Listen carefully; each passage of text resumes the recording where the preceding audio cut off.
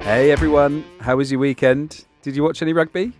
You're once again joined by Ben Coles, that's me, Charlie Morgan, say hi Charlie. Hello Colesy. And Charles Richardson, say hi Charles. Hello. We're back from France via plane, train and train again to recap a fun opening weekend of Rugby World Cup 2023, which translates as what, Charles? Fun weekend of rugby. La Coupe du Monde 2023. Marvellous. You're basically a local at this point. Yeah. We'll also be hearing later in this episode from former Wales winger Shane Williams to get his thoughts on that wild game with Fiji and what lies ahead for Warren Gatland's Wales in the rest of the tournament. I was in Bordeaux. Charlie, first of all, where were you? And then Charles, where were you? I was in Marseille, absolutely loved it. Vibey city, lovely weather, great stadium, fantastic atmospheres in both games. Wicked lunch at the beach before a game. Never done that before. So, pumped to be back. I was in Paris for the build-up to the big one. Then, somewhat infamously, I was at Australia v Georgia on Saturday, which we'll come on to. And then shot down to Bordeaux on Sunday for the game of the weekend, Wales v Fiji. And then back to the studio yesterday. I think that's what they call a tease in the game for someone coming up later in the episode, Charles. Look forward to getting to that. What's your highlight of the weekend, gents? What's your favourite moment, favourite try? Charlie? Perhaps ironically, given the problems before the England-Argentina game, just arriving at the Stade Velodrome for both of those games and seeing kind of fans from both nations interact, Pumas fans, quite a young demographic, absolutely just vociferous, and that game was always going to be really loud. Real shame, obviously, what happened with the fans, I think, arriving later. But then the next day for Scotland South Africa, it was sort of smoothed over, a bit of an earlier kick-off. But that sort of festival atmosphere, really good-natured generally, that really felt like that the tournament had arrived for me. Probably the semi-Randrandra drop. Now we were both there. It just encapsulated the drama of a complete, how it's sort of slobber knocker of a match. After that match, we were the same. It's very steep there. Anyone who was in Bordeaux would know this. The stadium is very steep, and we were walking down the stairs at the end, and my legs were a bit sort of jellified, and I thought I was genuinely going to stack it down the stairs. And that was because of that sort of thrilling, dramatic climax. You were actively complaining that your feet were too big for the steps, and you were worried about falling off the edge of each step as you went. Very steep staircase, very tiny steps with size 13 feet. So do the maths. Quick highlight for me was getting to Bordeaux on Friday and finding an excellent spot to watch France, New Zealand, but getting to this spot so early that we had to hold it down for about 2.5 hours before kickoff, and getting to watch all of TF1 sort of build-up coverage of the World Cup, which was I haven't really experienced much of it. Sort of on a different level. Mika and Seb Shabal. Yeah, at one point Mika the pop star and Seb Shabal together, and also about half an hour of the France team bus being followed as if it was in like a high-speed chase through the streets of Paris with like really wobbly motorbike cameras. It was just on a new level to what I'm used to, and I thoroughly enjoyed it. Best game quickly from the three of us. I think I'll say Wales Fiji. It was quite hard to top. Charles? Yep, total agreement. Agreed. Both of mine were quite compelling for different reasons, but yeah, caught the second half of that in my hotel room on the way back from Scotland to South Africa, and could have done with going to sleep actually, but there was no chance of that.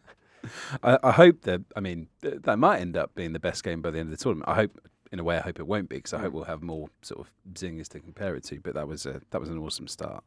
I had a chance to speak to Shane Williams the morning after about that, and we got into sort of the nuances of that game, the penalties against Wales that came up. So we'll dig into that a bit, but also how well Wales defended, how they sort of resisted what was an amazing comeback, and he's got some thoughts as well on how Wales are sort of using Lewis Rees-Zammit or not using Lewis Rees-Zammit, and also what's ahead for the players from Gatland and the coaches after once again they left it a little bit late to just get over the line and made it a bit scary for themselves. One of the other talking points from the weekend, of course, was the national anthems, which we're still waiting for confirmation on from the organising committee. But there's a lot of chat that the children's choir recordings might be in the bin, and I'm going to guess, Charles, that we wouldn't mind that because they weren't great, were they? No, I mean the Marseillaise on Friday night. I was there in the ground, and it was just a complete butchery, like from start to finish. It was, it was not the way that you wanted to start the tournament off. Because you're gearing up for that to be stirring. Yeah, aren't you? and it usually very much is. I mean, we went out France-Australia in the warm-ups, but just chatting to a few of the journalists there, they said that the anthem there was the loudest they've ever heard it. I was at France-South Africa last year in Marseille, and that was sort of deafening. And also the Welsh one, Land of Our Fathers, on the Welsh anthem on Sunday night. The track was just far too quick, and the stadium with the acoustics of 45,000 people singing and it going from one side or the It's other. like three different versions going on. Just couldn't keep up. And I don't know what the players would have been doing on the field, and they were doing something different to one stand, to another stand, to another stand, to the soundtrack. It was all a great big mess. Apparently, I haven't watched the anthems back yet on ITV. It came across okay on television, but let me tell you, it was not good in the ground. Argentina's wasn't too bad live, but I think that's partly because you've got that big long intro, haven't you? And then I think by the time it kicks in, I think the fans sort of took over the kind of horror movie children's bit. So Home Alone. It was that's a great shout. No, so that was actually all right. But the others like actually Greg Townsend got asked and sort of insisted we actually really liked it. I think South Africa were asked the same thing, but they were sort of on the same wavelength. They said out loud that they liked it, but no, I wouldn't be gutted to see a change. That was one of the post-match questions. To both You teams. get 15 minutes, don't you? And we'd spoken about Jesse Creel's non-red card and missed chances by Scotland. So what else was that? Do you think it's because Scotland are sort of semi-used to an a cappella version? Because at Murrayfield, the bagpipes stop after the first, don't they? A cappella, but good. A cappella, but good. Yeah. Yeah. So. Yeah. I've written a comment about it on the website. They don't work, but respect to the kids for doing a cappella versions of the big build-up in the Argentina anthem. Respect to the kids. And the Italy one as well. Gents, can you also use this opportunity to plug a piece that you've written? What have you got on the go? What's on the website? Can you please read a look at how England adapted to that? I mean, they've got no excuse not to be able to adapt to red cards now because they keep shipping them. But I looked at how they scrum formations, just the energy of Ben Earl, a few nuances in their kicking game. Freddie Stewart not kicking from the backfield and linking with George Ford, who was kicking. So Freddie Stewart was more of a weapon on the chase. They can get loads better, obviously, and we'll get into that. The way they moved the ball wasn't good enough to go deep in the tournament. But they'll hope that will get better. But the fundamentals of their game were just so much better, and that piece looks at them. And after Charlie's rapier, I come in with the bludgeon. I've written a rant on the website about refereeing at the tournament and how it's very, very sad and depressing that after the first weekend, which should have been glittering, the agenda and the narrative has been dominated by officialdom and refereeing decisions, and how it's not necessarily the fault of the officials themselves that rugby has got itself into a state where the mechanisms of the game don't necessarily match up too well with the laws and the interpretations, and it's the job for referees has never been more difficult. And I just think that it's worrying because on Saturday night for England Argentina, if you were watching that as a casual fan or even as a new fan, you would probably have absolutely no idea why Tom Curry was sent off and Santiago Carreras survived. And frankly, I'm not sure I could explain it to you.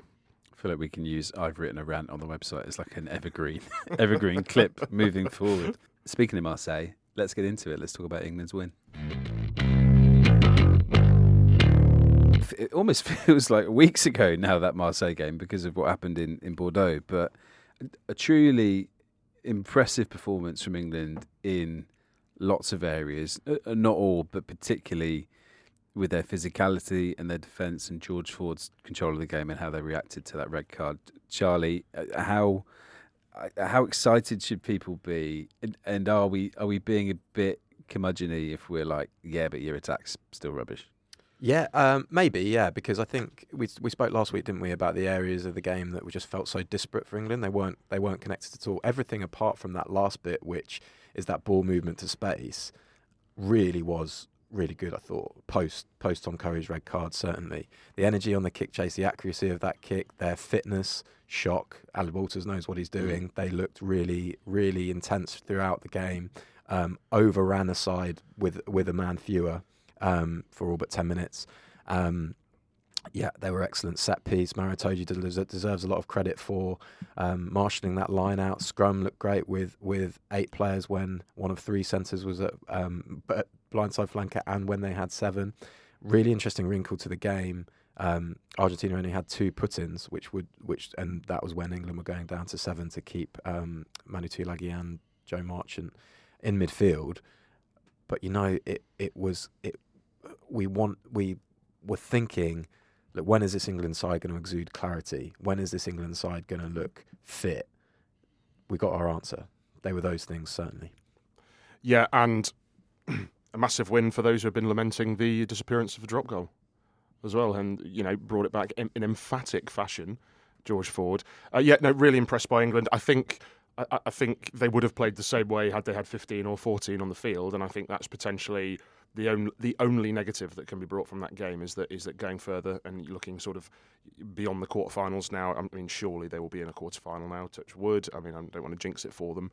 But looking beyond that, maybe they might need to bring more. But it was a phenomenal start and completely blindsided most people. Although last week, not meaning to blow our own trumpet, we did say sort of on the podcast, we know it's been bad in August, but they might be building something and to keep the faith. I don't really want to get into predictions because that was the one that I got right, and then the other 2. So yeah, I'm sorry if you put a 5 on France not to get out of the group, basically, or Georgia beating Australia.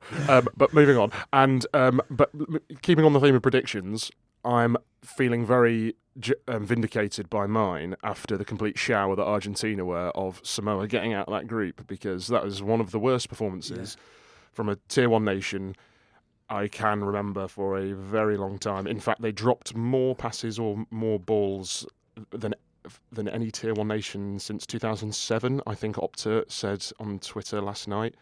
I mean, we're big fans of Argentina, and we've got a lot of their players in our top 100 on the website, but it was a real bad night. A real bad night at the office for them. Steve Borthwick sides make you play badly, especially when they connect those facets of performance that we talked about. But I think a lot of credit, the drop goal strategy, not only did it, that's what happens when that scoreboard keeps moving, doesn't it? It sows seeds of anxiety, and on a kind of sultry, humid night, when it was difficult for moving the ball, Argentina had to move the ball more, and then that's a vicious circle for them, and they just couldn't get out of it. And to be honest, they were rattled straight to the Santiago Carreras challenge on forward was just brainless, and that was kind of, where's that coming from? There's just no clear thinking there. It looked like they were in the same mindset that England were in during England's warm-ups. His yellow card, it was obviously far from ideal for Argentina, but the whole selection of him at 10 has been quite interesting over the last 2 years, because it's been based around this attacking game, and he's the one who gets the best out of them. It's not, his selection is not necessarily built for structure. He can tactical kick, obviously, but he's not the kind of, you would go for a safe at fly half if you wanted that. And so I think, once they got behind and they were chasing the game against a defence that didn't work, they didn't have the same kind of 10 who could come on and put them into the right positions necessarily to get back into it. Yeah, two things there. The sort of upside of Santiago Carreras at fly half was crystallised in the try that he sets up within that loop play at Twickenham last November. Yep. They tried that again in the second half against England. Manu Tuilagi was at 12 rather than 13. Manu Tuilagi steams forward, smashes Santiago Chocobares, and it's a really kind of tone-setting moment for that second half, and it kind of encapsulates what's been going on throughout the rest of the game. The other thing is his challenge on Ford. He's got away with the yellow card and no sighting. Super ironic point is that Malia, it's so similar to the Malia challenge on Grant Williams during the Rugby Championship, which was unpunished at the time, but then led to a 2-week ban. And Steve Borthwick doesn't go into these incidences during his post-match pressers, but he did say, I was pretty surprised that was only a yellow. And actually, if you think about it, it's very similar to an incident a couple of weeks ago, or a month or so ago, where somebody got a 2-week ban. So, and he sort of left it hanging. But no, you're right, Colsey. That it was a sort of indicative of how Santiago Carreras' performance was sort of indicative of what went wrong for Argentina. Charles, Santiago Chocobares, or has somebody texted you with an alternative name for him? Santiago Chocobares. So when he knocked on, that one goes out to my father. Just one thing on Argentina, just very quickly, is I think their entire night can be encapsulated and embodied by the fact that they had clearly spent some time developing what they believed was quite a sophisticated wall move, which we were all very excited about when they set up for it, and then proceeded to make a complete and utter horlicks of it. England defended it very well, but it did just look like, I don't know, sort of a Pac-Man gone wrong, sort of just people flying everywhere, just bodies everywhere, and it was really messy, really clumsy. Yeah, I mean, we could spend probably 10 minutes absolutely tearing Argentina apart. I had the joy of doing player ratings, and I was checking out 4s and 3s, and even a 2, actually. Oh, you got that? I'll let you guess. Can you guess quickly who might have got a 2? Tell me. Thomas Gallo. Of course, because Dan Cole had him on toast. The loose head, because Dan Cole killed him. And then in attack, he made critical errors at terrible times when Argentina were actually in field position. I want to do something we haven't done. I want to lavish more praise on England. Can you talk to me, Charlie, about the physicality from Courtney Laws, Maro Itoje of old? Felt like Maro Itoje of old, didn't it? And also Ben Earl and how good he was. He's got a lot of heat, Maro Itoje, but he's been consistently good when England have been really up against it. So Ireland in the 2022 Six Nations, after Charlie Ewell's red card, he was phenomenal. He was pretty sneakily good at the end of the game against Wales that they pulled out of the trash after all of that carnage, including Owen Farrell's red card. He's very good when you don't have the ball very much. He's so energetic, racks up a massive tackle count. He's so disruptive around the breakdown. Those were the things that he could do. Alongside Courtney Laws was phenomenal. I texted actually one of our editors during the game, during the warm up. I felt like he, as captain, he was always after those warm ups where he's such an experienced player. He would have taken that month to just get himself ready after a season where he hasn't had that much rugby, and he just exploded into that. Those two, Laws had to. I thought the turning point of the game, start of the second quarter. After that war move, I think it's Earl, Itoje and Laws that smash Kramer off the back of the war move. Laws scrapes himself out of that breakdown through the legs of Thomas Gageot, and he's on his feet after Jamie George and Ollie Chesham stop the pick and go of Junior Montoya. He's over the ball, and I think it's Cadella that goes off his feet.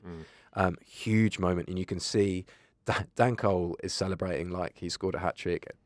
George Ford steams in, usually quite collected on the pitch, and is celebrating like England have scored a try.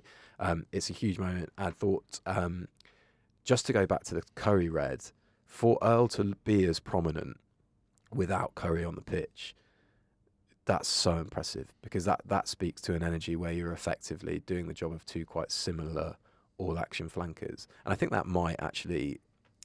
That's certainly a reason to mitigate England's sort of attacking woes, because I think they would have got Curry holding width out wide, and like he did in the Premiership final. So they might not have him now for a couple of weeks, but that's one thing that they can hang their hat on, and that's where that area of the game will get better. Charles, can I just come to you on George Ford's performance? I mean, the drop kicks were great. The one from basically halfway was particularly fantastic, but also how he moved England around. I can't remember who it was now, but somebody said it should go down as one of the great England performances in a World Cup game, with how he sort of took charge of proceedings. Would you chime along with that? 100%. Yeah, he was phenomenal. He was the player that we've always seen on his very best days at club, finally translated onto the international stage. We always know he had the potential to do it, and he has had excellent games in an England shirt, but none quite as domineering as that, I think. And I mean, in 9 points in how many minutes? Would it have been 10 minutes, something like that? Those 3 drop goals. That was it. That was game over. Even at the time, that felt game over, because Argentina had chances. They were man up, and then in 10 minutes they were suddenly 9 points behind. Going into half time, they only had 3 points to share it themselves. And then it was just all England from there. It was all England. I mean, yeah, and I'm all for the return of the drop goal. I mean, genuinely very, very shocked. I don't think any of us were expecting that. It was peak Steve Borthwick, really. It was tactical. It was strategic. The players found a way out for themselves. It was everything that we hadn't really seen much of with England in the warm-ups. Suddenly coming to life with the click of a fingers, which everyone, including us, probably doubted could happen. It was sort of hidden in plain sight, because we've seen a lot of the social media content coming out of the England camp has been them just hitting drop goals. Smith, Farrell, and Ford, and Henry Slade before he was sort of overlooked. Really interesting, but that is classic Steve Borthwick, is leaving one little wrinkle that you're not thinking about, and that's what he did at Leicester a lot. Was those big games. Kept saying again during the build-up to this game, we are in the warm-up games when they weren't going that well, we are preparing for Argentina. Left a little bit there, just as an add-on, and that when the rest of the game came together as it wasn't doing during the warm-ups, that added up to a really impressive performance. There's more than one way to skin a cat, isn't there? And was it entertaining? Well, I mean, no tries, but I think it was entertaining, and it just proves that rugby can be very diverse and very varied, and you can still find entertainment, and it doesn't all have to be about Fijian chucking the ball around. Don't get me wrong, love that as well. But actually, I mean, I don't know about you two, but I was phenomenally entertained by England on Saturday night. And as a neutral, really, I didn't really have a dog in the fight, and I just thought this is amazing, and how innovative, really. How it was innovation, but very much the drop goal is a very big part of rugby anyway, so it was strange. It's like peak World Cup tactics, isn't it? Like go to the thing which is going to guarantee you points. And England, after the Wales game in Cardiff and after the game against Ireland in Dublin, other areas went wrong, but afterwards they would cite their lack of being able to convert territory into points as their biggest issue. So what's one way to get points if your attack really still isn't working? Kick a drop goal. And it wouldn't shock me if that's just how they're going to play it now. If they get in the 22 and they go 4 or 5 phases and they think, actually, we're not getting anywhere here, ball is slowing down in the ruck, well, let's just drop George Ford back and knock 3 points over. Don't even need to get into the opposition 22. You can't have a crap efficient rate in the opposition 22 if you don't even have to get to the 22. No, quite. Yeah. And what do we think about Farrell? Well, yeah, it needs to be talked about. Right. So one of the first reactions to I think our readers was Owen Farrell could never do that, which I found seriously reductive anyway, but also made me think, I'm fairly sure he's been in a lot of backs to the wall performances, and actually look back. So back end of 2016, which again this game had gone totally out of my mind. Back end of 2016, England host Argentina at Twickenham. Elliot Daly gets sent off in the 4th minute. George Ford is on the field for a lot of that game, but Owen Farrell's at 12. And if you watch highlights of that game, he's involved in a big turnover that leads to their first try, and they end up winning. They ended up beating Argentina really comfortably in a game that's actually pretty similar, except that they've got an attacking edge. Now, I think that attack, I think they move the ball better with Owen Farrell on the pitch and having that Ford and Farrell axis.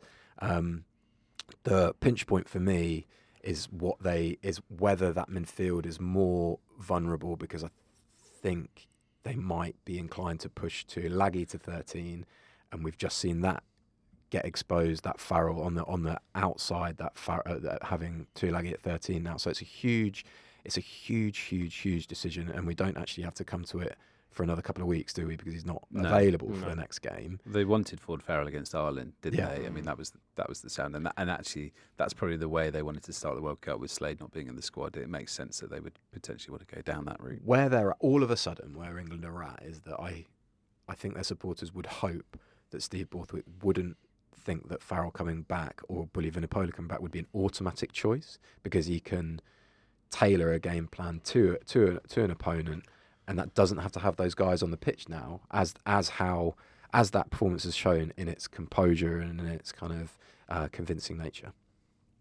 Yeah, I do think Farrell will come back at 12. I do think that, in sort of gun to head now. I do think Farrell will come back at 12, and then it's about who plays 13. I mean, realistically, I think that Marchant went well, and I do rate Marchant a lot. But I think if it's Ford Farrell, has it not got to be Lawrence?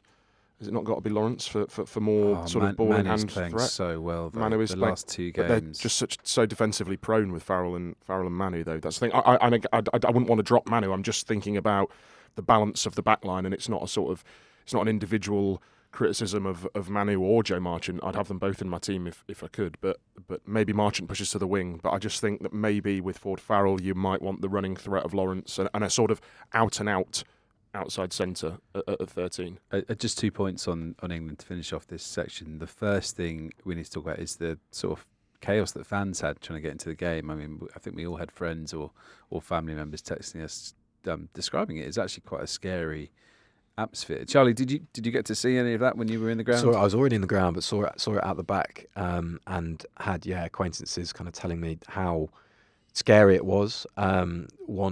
It sounded like if the crowd hadn't sort of been inherently good natured, I think it would have been really, really messy, because from the Rond-Point de Prado, which is the metro stop that you come off in Marseille, and then you walk up to the Stade Velodrome, there are these steps that go up, and I think a lot of the queuing was happening sort of over those steps, and that could have been really quite horrible. It was cleared up by the next day for Scotland South Africa, which we got a statement, didn't we, a media statement saying that we'd been assured that there would be a kind of better contingencies in place from the policing around the ground, and it did seem that was the case, although it might just have been that fans had seen that and had chosen to get there earlier.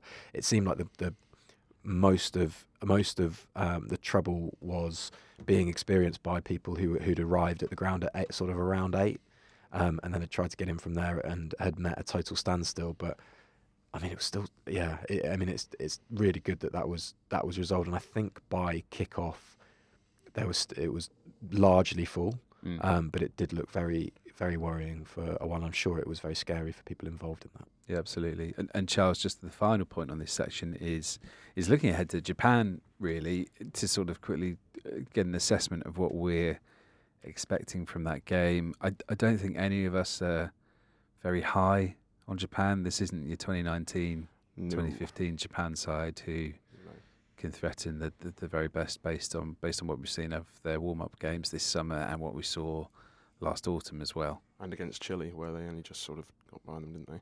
Yeah, I mean, I think it'll be more of the same.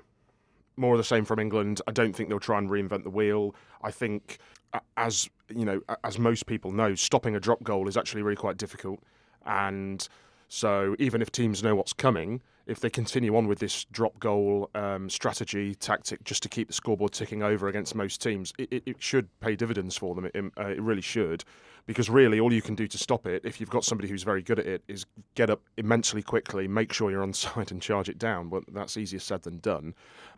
I think they'll be very physical again. The set piece looks excellent. They'll certainly try and squeeze Japan there. I can't envisage tons and tons of changes because they'll want to build momentum after a sort of underwhelming August period. So, but certainly sitting here this week in comparison to last week, there is a much more sunshine around England than the sort of August clouds. Right, let's get into the rest of the weekend's action, and we're going to start focusing on arguably the game of the opening round, and it might end up being the game of the tournament, Wales against Fiji, and we're going to hear me having a chat with Shane Williams.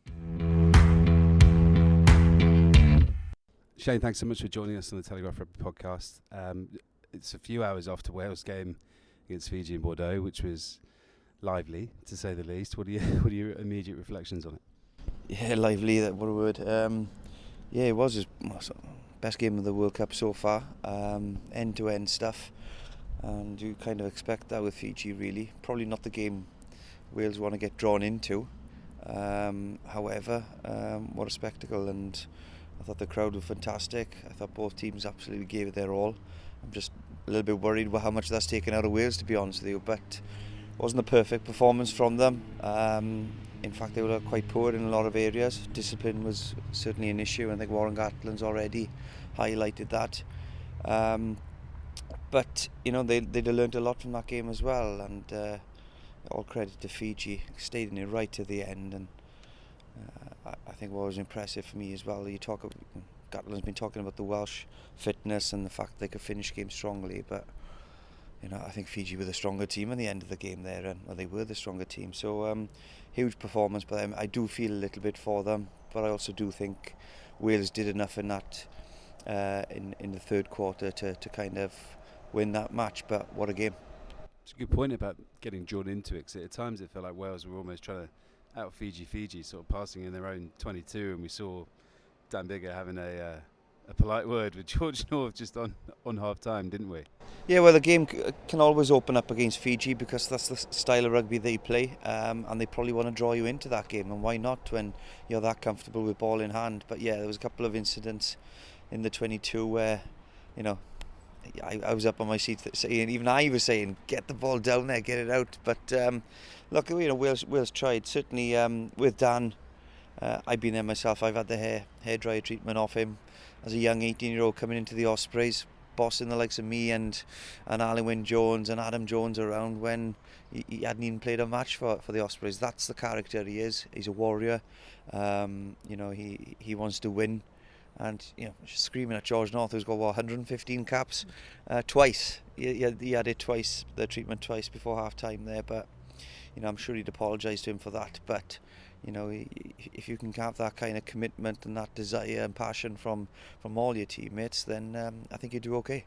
Yeah, I think you're right. We spoke to Warren Gatland in the press conference afterwards, and he mentioned that he didn't actually mind seeing that from one player to another, kind of keeping them honest, and also something we didn't know about Bigger, that it was his mum's birthday the day of the game on Sunday, and that therefore there was a lot more kind of emotion behind it. This is his last campaign with Wales. I mean, how much are they going to miss him when he goes? Yeah, look, he wears his heart on his sleeve, doesn't he, Dan? And bless him. But look, they will miss him. I think. I thought he was superb yesterday. You know, he grew as the game went on. He took a hit early on as well. He was limping and holding his hip quite early on in the game. But again, like I said, a warrior that just keeps going. He inspires others around him. And, you know, if yesterday's performance is anything to go by, then, you know, you question why he's decided to hang up his boots for Wales. But, look, yeah, there's good 10s coming through the ranks. You've got Sam and Anscombe that we'll be learning a lot from during this campaign as well.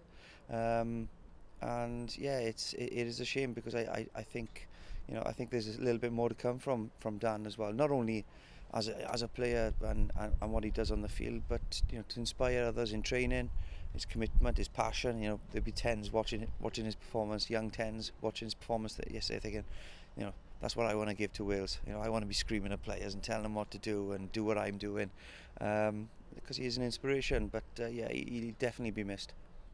There were so many things Wales did well, so I sort of want to focus on those first. You mentioned the tackle count. I just checked it this morning. It's up to 253, which is absurd, really, and 27 alone for Will Rowlands, which is an awful lot for a lock. That's going to drain a lot out of them. Jack Morgan's developed this ability to do crossfield kicks and clearance kicks, which I don't think was fully planned, but came off.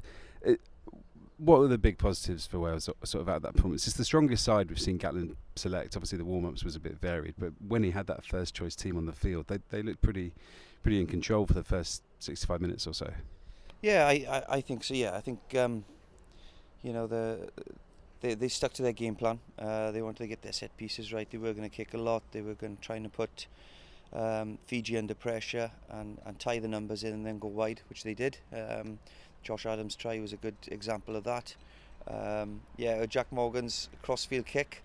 It's not the prettiest kick he'll ever do, or probably might be the last kick he ever does, to be fair. But you know, it came off in the end, and this was all after good sustained pressure for about 20 minutes from Wales, when Fiji had controlled the second quarter. Then really. Look, there's lots of positives to take from it. Certainly when they did play the ball and they kept the ball well and transferred up to the tackle, they looked dangerous. So they need to take that into the next game. But like I said earlier, there's certainly a lot. The discipline was an issue. Even though there was a lot of tackles, you're going to expect missed tackles. I thought Will Rowlands was superb to make that amount of tackles. He carried well as well. Jack Morgan made a lot of tackles. Gareth Thomas made 21 tackles, I believe, as well. So, you know, that just goes to show the commitments there. It will put them in good stead moving forward. I hope there's not too many injuries or niggles after a battle like that, because you know, there's bound to be. But they'd have learnt a lot from that game as well. And what they are, they're going to be hardened after that. You know, sometimes when you play your first game and you're winning by 40, 50, 60 points, you know, you're not quite prepared for what's coming next. But they'll definitely be prepared for a big one after that Fiji game.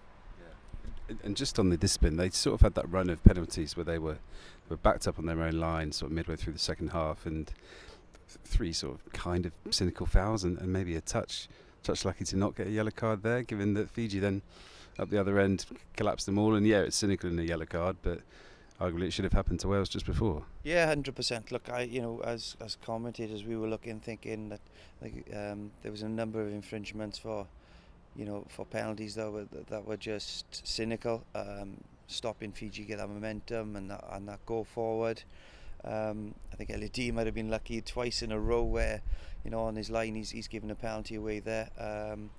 But that is the game. But I think with the Fiji, it looked like if that driving lineup would have kept going, it may have been a try. And I think for that reason, perhaps the card was given. You do feel it was just the timing of that penalty, I suppose, and people will question that. But I think with the ref, he was trying to keep the game flowing. He was trying to keep the game a spectacle as it was. But yes, I do believe that probably a yellow card should have come out earlier, and it probably should have been for a red jersey, but it wasn't the case. I can assure you this week in training, Warren Gatland would address that massively, collectively as a team and individually, because there were some players that were giving penalties away, cynical penalties or silly penalties as Gatland would probably call them, and it was repeat offenders. So they'll learn a lot this week after that game, I can assure you. Given the way the draw pans out, given how strong Wales look for the first 65 minutes, they are contenders to sort of go far in this tournament. Yeah, look, everyone's a contender in the World Cup. It's a crazy tournament. It's a fantastic tournament where you're going to have upsets. You're going to have teams that you usually expect to perform that are underperform. You're going to have teams who probably have limped into the World Cup and then become world contenders, and that's certainly the case. That Australia could be one of those teams, certainly. But Fiji has been on everyone's radar. It really has, and they're a team where they've got class individually, and all of a sudden they look like they know what they're doing as 15s for 80 minutes. So they'll be a team people will be looking out for. There's a lot of really, really good sides that can win this World Cup. It's probably the most open World Cup I've witnessed. And I'm really looking forward to see how it all patterns out. But we're only in week one. We're only match one. It's exciting already. Some fantastic rugby being played. Some great individual players out there, and it's only going to get bigger and better as the tournament goes on. But I still can't call this one. Fiji naturally will be very disappointed from that. But yeah, the prospects of that game on Sunday. Could you see them beating Australia? I mean, Australia got that win over Georgia, and Georgia have been playing quite well. Oh, look, yeah, definitely. Georgia are always a tough, sticky opponent to play first. You don't really know what to expect. They're renowned for their forward play and their aggression up front, but they do have a bit of pace and a bit of flair behind as well. And I think Australia did all the right things. They played the right rugby, played in the right areas, took their points and tries when they came, and it was a good, tough first match, which is exactly what you need. And it's an interesting pool now, isn't it, all of a sudden? But going back to what you asked earlier, with Wales, one game under their belt, one win, it might sound like a really silly thing to say, but you win the first game, you're heading towards the quarterfinals. They won't be looking that far ahead, I can assure you, because Australia are going to, and it could be certainly a match. But like I said earlier, the likes of Australia, even Fiji beat Australia next week now, it's going to open it all up massively, and then all of a sudden Australia are chasing to get out of that pool. So that's what a World Cup's all about, really. But there's a number of teams just within that pool that can go very far in this competition. Just two final ones to finish. Which players in this Wales side are you sort of most excited by? Not just based on last night, but coming into the tournament. I mean, Jack Morgan's obviously, for a young captain, doing well, sort of handling that and still delivering in good performances. Who else sort of excites you in this side? Yeah, well, it's always going to be the wingers for me. I'm a big Louis Rees-Zammit fan. We saw a couple of opportunities. He had a couple of opportunities on last night to kind of find some space, but you can see he's hungry to get involved. Probably doesn't get enough ball as he should, in my opinion. But I think that'll come as the tournament comes on, when the games open up. Any kind of space, this man is absolute lightning. So I want to see him get involved a little bit more. And I suppose it's we mentioned Jack Morgan, but it'd be interesting to see how he goes, and Dewi Lake, both of them as co-captain. We'll see Dewi Lake get involved in the World Cup as it goes on. I know he's had a couple of injuries and then niggles afterwards, but he was out there warming up before the match and was looking good. He was looking lean, he was looking big. He was that anyway, you know, he's a big man, he's a strong man, but he's someone that Warren Gatland has looked at now as an inspiration to the others and a leader. But you can only do that when you're on the field. So hopefully now Dewi Lake gets fit and we can see him involved in the next match. That was Shane Williams. Really appreciate him taking the time to chat to me the morning after that crazy game in Bordeaux. Just wanted to touch on the sort of the midway through the second half and the discipline point that I think riled a lot of people up and led to a lot of people accusing kind of referee Matthew Carley of maybe being a bit unfair to Fiji. Fiji flanker Tagitabula was yellow carded for collapsing a maul. I think the problem people have is that yellow card for collapsing maul is fair enough. Stonewall. Because maul starts on the 20, he comes in at the side when it gets to about the 6 metre line and collapses it. You know, the maul's probably going to be a try, but it's not close enough for Matthew Carley to feel that he should award a penalty try, so he gives him a yellow card. You can't really argue with that. Maybe in a very unlikely situation, he could have said, right, that's one, and you're getting a warning. But it was almost too cynical. I think the issue that people have is before that, you've got Wales up the other end of the field defending on their own line, and you've got 3 penalties for offside. The middle one from Bigger is pretty cynical coming through when the ball, you know, that's pretty blatant right under the posts. And then the other 2 penalties by the same player, Elliot D, and all 3 penalties are offside. Now, we often see if a team's backed up like that and it's different offences, so say one player comes in the side, one player doesn't roll away, you know, and one player's offside, you often see refs not give a yellow card because they're like, right, it's not the same offence, so I'm not going to, you know, not going to send you off. But I think 3 offsides in a row in that area. Do you have to give a warning? Can you Well, no. persistent offending? Can you just go, that's persistent offending, see ya? I mean, there's nothing in the laws about it, but that'd be very rare. I think for a referee to yellow card someone for persistent offending without having given them a warning would be immensely rare. I don't know whether he's tucking in his shirt, but I thought he was gonna go for on the third one. It looked like initially on the telly, and they were lucky to not have one at the end as well. Was it Liam Williams? Yeah, Liam Williams offside at the end. I mean, when they'd already had the warning, they'd already had the yellow card. Fiji pushing for the win, and Wales infringed. I mean, they were lucky to not have one there. I mean, I think yes, there's sort of 2 strands here. Yes, I think Wales got away with one there, but also, did it affect the result of the game? We'll never know. There, as you touched on, Colsey, there are 2 different sort of things at play here.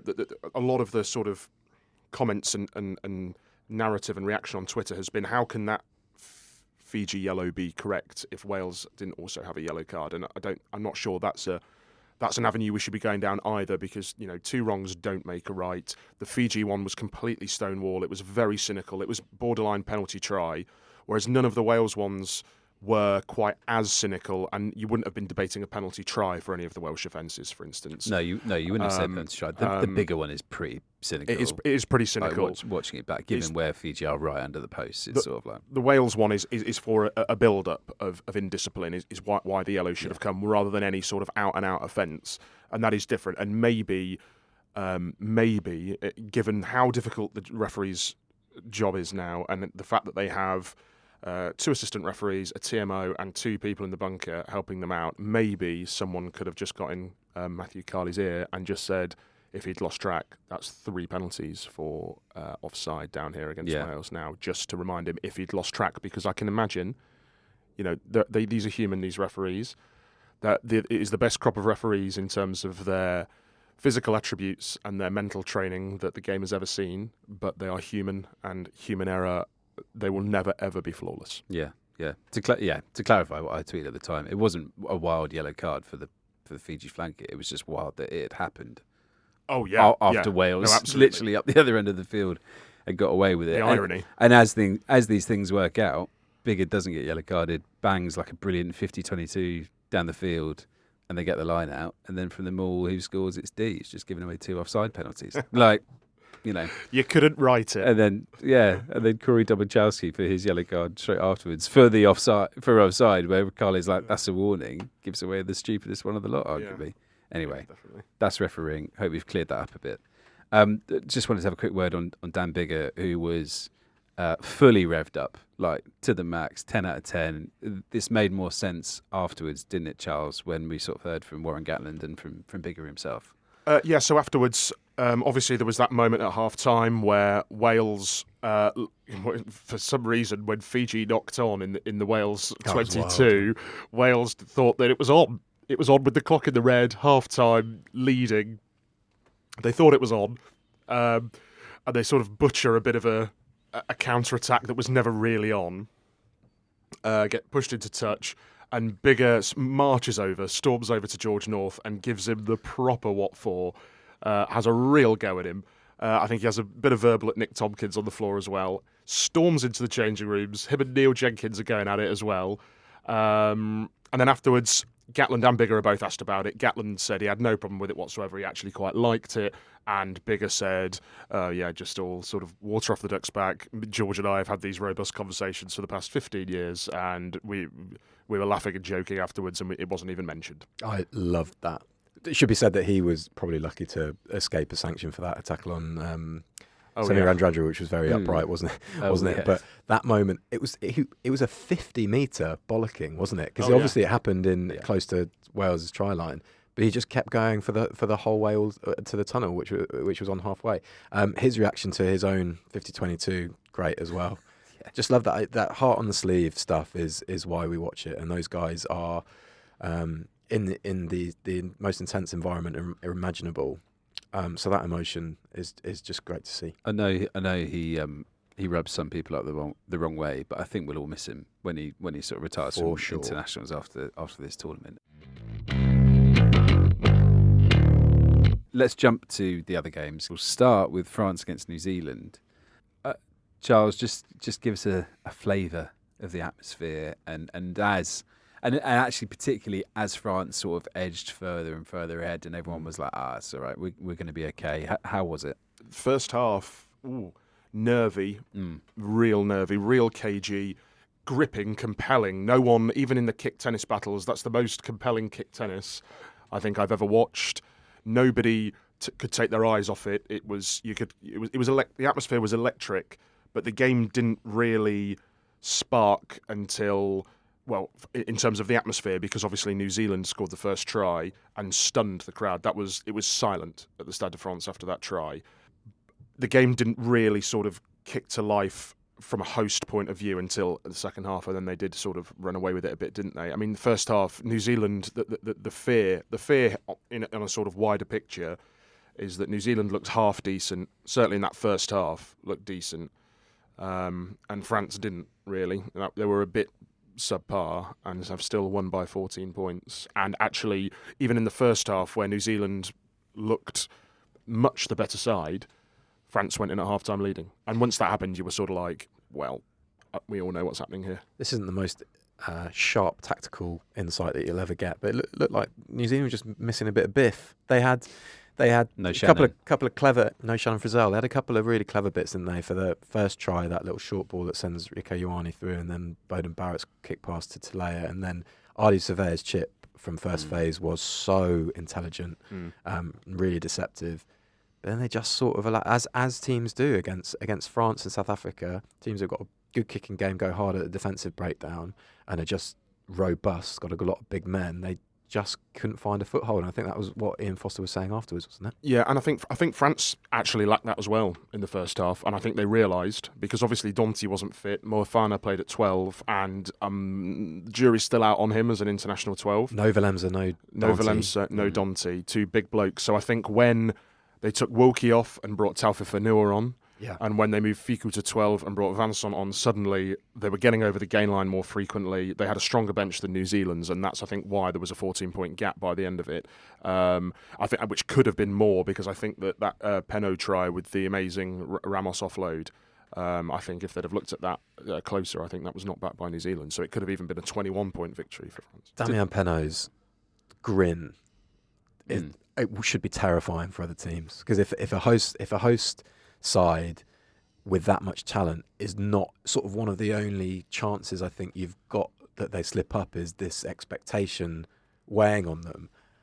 And with him, I don't know whether as a collective it might be different, but that was one thing we were worried about, wasn't it? That sort of expectation weighing heavy, and Benno just looked like he was strolling around. Can you imagine coaching him at sort of schoolboy level and going, "No, Damian, run straight." Nah. Okay, no, you don't need to actually. You just do what you like. No need. I can't remember who player of the match was. Was it Aldrin? For my 2 pence worth of buyer, country mile. He was outstanding. He really was. Completely outplayed Ardi Savir as well. Not that that's how it works in a sort of one-on-one battle, but if you were to take the two number 8s. Mentioning that Savir chip, actually, quite a good weekend for back rows. Kicking, because you had that, and you had Jack Morgan's crossfield kick to Reece Samet, where Jack Morgan afterwards just said, "Yeah, it was meant to go to Biggs, but I was there." So That's really thought cool. I'd complete the set play move. Benno with a couple called. as well, although Benno's one Yeah. probably slightly overhit on the far touchline, might have stayed in, but just nice that these players, if they're there's the conviction, and I think it's going to be a theme, is players with the conviction to find space however they can find space. That's what makes good attacks. Oh, there was a chip from Movaca as well, from France down the touchline early on. Oh, and that leads us on to another little prediction failure, and this time it is on my part.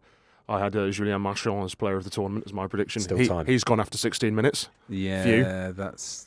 We'll let you off though if it's injuries. I think that's okay. It's more form falling off a cliff where those calls look a bit silly. I think They've dropped him from the squad because his forms fell off a cliff. My prediction for player of the tournament, Villy Leroux, was after about 24 hours after recording, was named on the bench. So not going great. We need a whole pod at some point just to chat about your love of Villy Leroux, because it's always been there, but it's accelerating rapidly as we've got to this World Cup.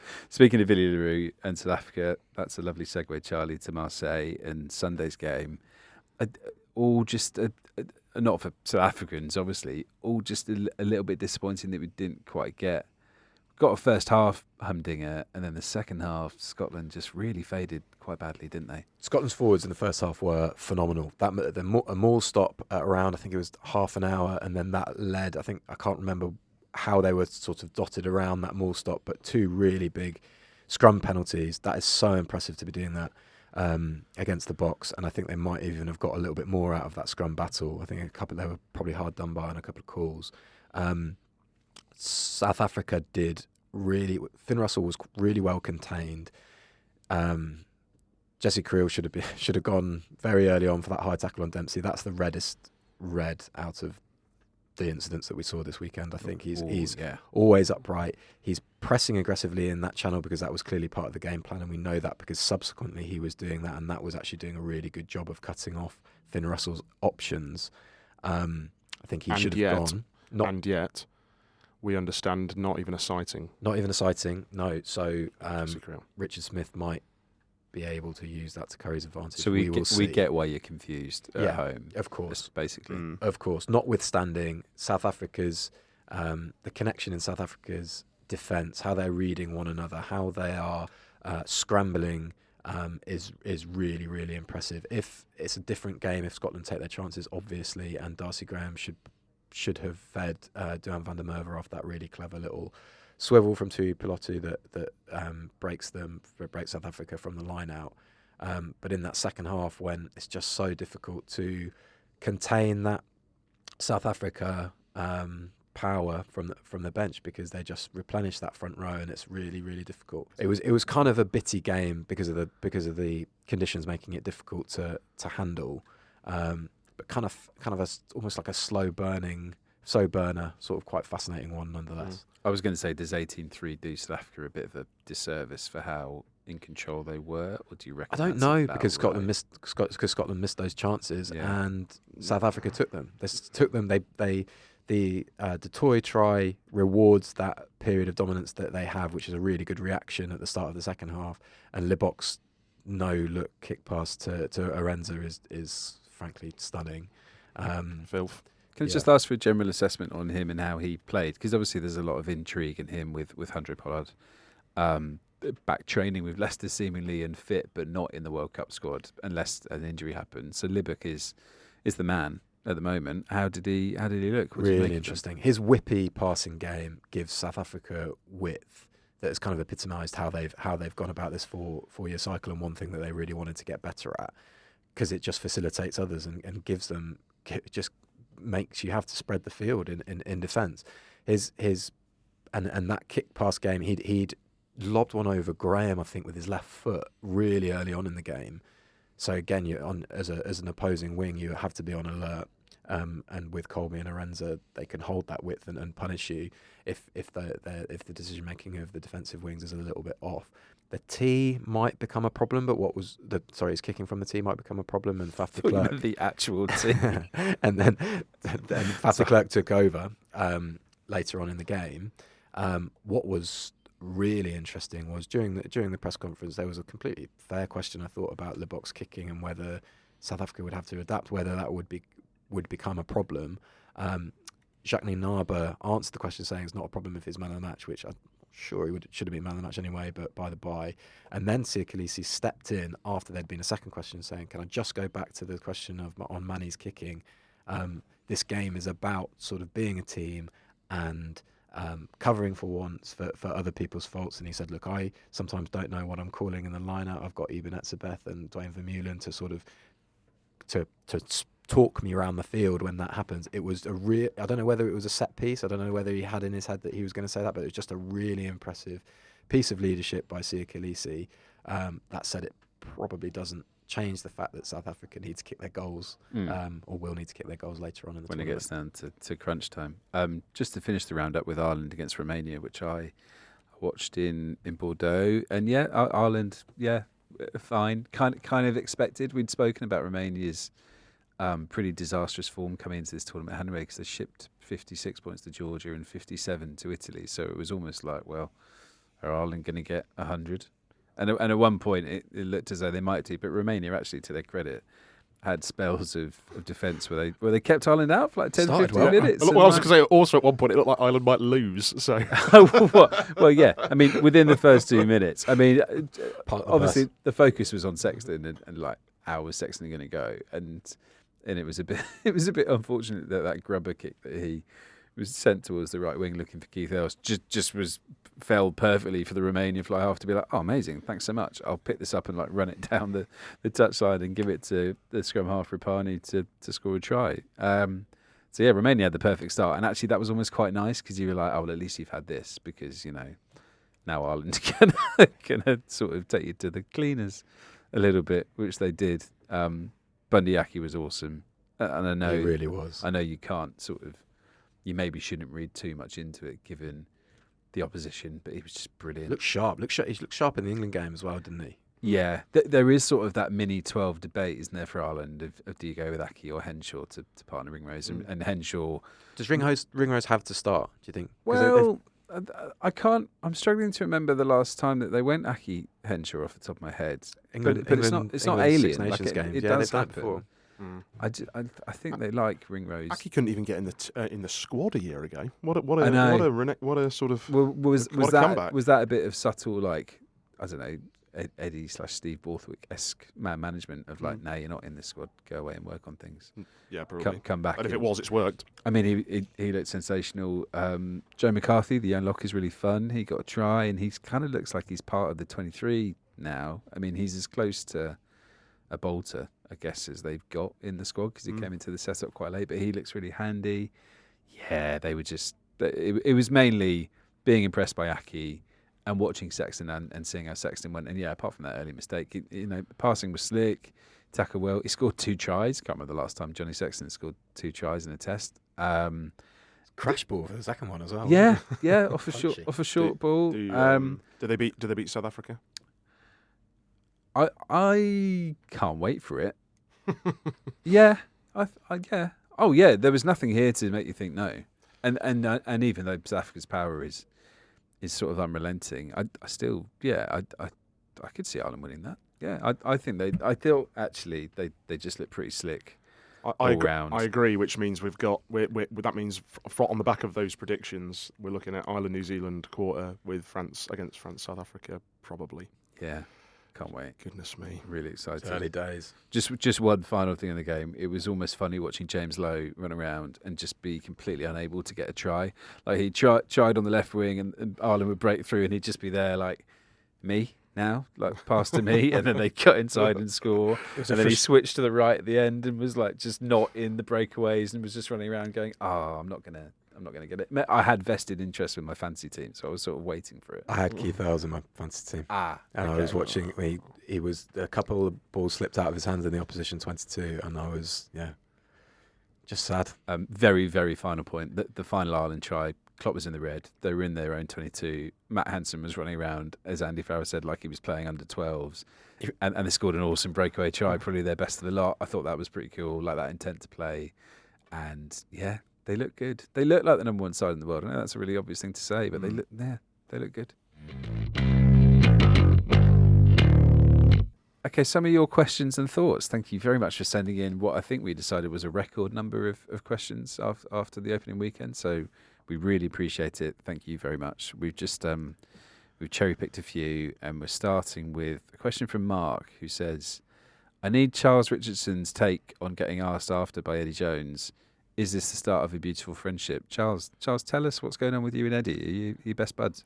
Yeah, it might be the start of a beautiful friendship. We'll wait and see how it plays out. Thank you to everybody who has bombarded me with messages and feedback over the past 48 hours, asking me if I'm going to uppercut myself and telling me how much I've been mugged off. And although there is someone who said who went into bat for me and said, Eddie, Charles will come and watch you if you get out of the group. So that was quite nice. If you're unaware of the context of this, in the post-match press conference for Australia v Georgia on Saturday, Eddie asked where I was after I asked a question on Thursday in his pre-match press conference that he didn't really like very much. The irony being that I was actually at the Australia-Georgia game and thought that Australia looked quite handy and wrote as much in the pages of the Daily Telegraph and on the Telegraph Sport website. I wrote that before the press conference, and actually because the press conference had been delayed so much and was clashing with the England match, and it was just at the moment where Tom Curry was being sent off, I wasn't in the room. I was sort of hiding around the corner. But if I'd have known that he was going to call me out so publicly, I would have hung around to respond to him. And now I feel like I've let down the global rugby fraternity. Really like the idea of you walking back into the press room and like some fireworks going off and your theme music hitting, and you That would have gone viral. coming down the ramp to address him. Let's actually hear some audio of that moment right now. So maybe Luke Pearce liked us. Where's that Pommy bloke from? Where was he from? Daily Telegraph, one of my favourite newspapers. Where's he? He's not here today. I bet if we lost, he'd be here. Might have to send him an invitation. Know his name? Charles. Charles, are you out there, mate? No. Okay. Our next question is from Jim, who asks, "Was Tom Curry's red card the Johnny Bairstow, Alex Carey moment? Can they get crossed without a similar incident?" That's true. Like, do England basically need to be affronted by something? I mean, they love a red card to then sort of, A couple of things here. First, it reminds me a little bit of David Brent and faking his high blood pressure. Second, I bumped into Dimitri Yashvili, who said, "I don't think England win that game without the red card because it focuses their game plan on kick chase and everything like that." And it's an interesting point. You'd hope that they now clear up. They've shown now that they don't need to potentially be intense to the point of reckless, because they can be really, really disciplined and they can be hard-nosed at the same time, and they can really have that intent and that intensity. So you'd hope that it can be a spur actually for them, because they can do it in a controlled way, and they can certainly carry out a tactical plan. So yeah, absolutely. I think it's quite an interesting comparison from Jim. it's like a fascinating parallel universe, isn't it? How do England play out if they don't have a red card and they have 15 players? Do they try and do what they? I feel like they'd be better in defence and probably better at set piece, and they probably still win. But I'd love to know how they win. At everything. No, I think actually the sort of the burning question is does George Ford drop all those goals if they've still got 15? I'd love to know that. I would love to know that. We'll never know. Well, we might find out against Japan, where if they keep 15 players on the field and George Ford kicks 3 drop goals, then that'll answer the question, I guess. But then no, we still won't know, because that might have come might be the butterfly effect, and it's come from what happened in Argentina. We'll never know. Touched on it earlier. If he doesn't break De Beer's record in this World Cup by landing 6 drop goals, very, very disappointed. The next question is from SB Keane, who says the new longer. Well, it's more of a comment. The new longer World Cup format is rubbish, and there are too many days off. It loses momentum and lets negative takes grow. Need to expand to 24 teams and bring back midweek games. So basically, what's happening now is that we had Wales-Fiji kick off on Sunday night at 8 p.m. UK time, and it's going to be 96 hours until we get France-Uruguay on Thursday night at the same time. So you've got this sort of three-day breathing space, is how I would almost describe it, to sort of process what's happened and look ahead. But obviously in past World Cups we've had games on Tuesdays and games on Wednesdays. And how do we sort of feel, Charlie, I'll come to you first, how do we sort of feel about this sort of down period between games? I think it's a really fair point. I think for a couple of reasons. First off, I really think that point about negativity growing is really important. And then the second one is actually quite like, and you've got to say this obviously with the caveat that player welfare is really important, but I quite like how the short turnarounds cause teams to sort of juggle the resources within their 33-man squad.